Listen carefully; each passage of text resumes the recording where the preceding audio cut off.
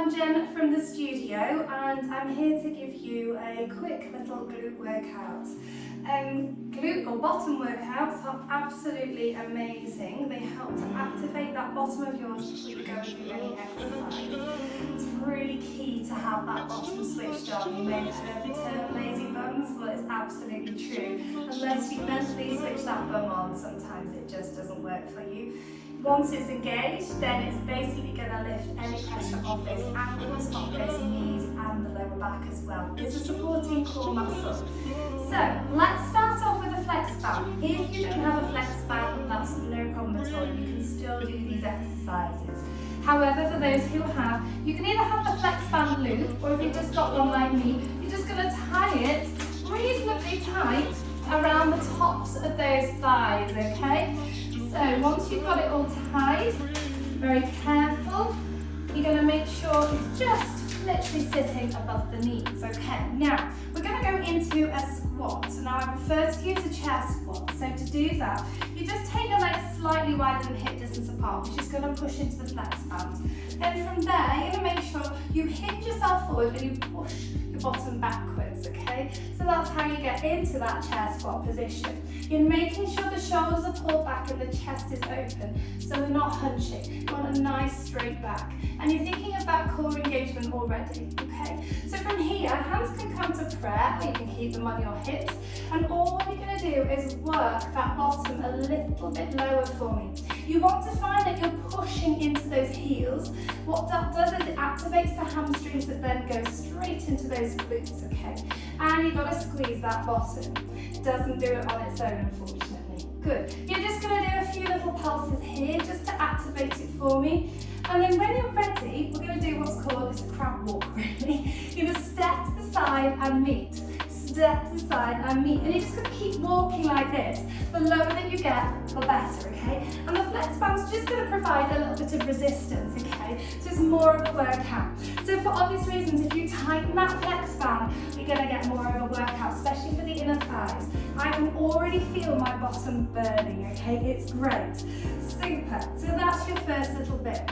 Second bit, now you can hold onto a wall if you know your balance is shocking, but you're going to come into a wide position again, hold onto the wall or standing up. We're going to take that one leg out to the side, point the toe, and you're going to start to do some tiny little lifts, okay? You want to keep the core tight here, so you don't want to be wobbling around like this. It's all quite controlled. Squeezing into that bottom. Good. Now, if you find this difficult because your balance is off, you don't want to hold onto a wall, you can actually lie down onto the floor, onto your side, propping yourself up, making sure elbows underneath that shoulder, and then from here, one leg tabletop, and then lift from here. What you've got to be really careful of when you're in this side lying position is that you don't flop down and collapse into that shoulder. Everything stays nice and strong. And you do some pulses here. That's really going to work that bottom for you, okay? If you're down here, let's see some variations. You're going to squeeze those heels together for me, open up the knees. And we're going to do what's called the clam. This is also really great for those hips. Core needs to be tight. So you're really thinking about pulling up that pelvic floor as you open and close the legs here. Superb.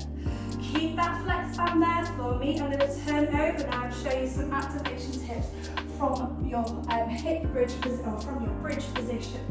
So when you come down onto the floor, you make sure you're in that neutral position. Imprinting to roll all the way up, get those heels a little bit closer to the bottom, and you're going to open and close your knees for me here, squeezing that bum. Good. You can do all sorts of variations here. It has been known that this position is one of the best to activate your glutes, okay? Keep pulling on that flex band for me.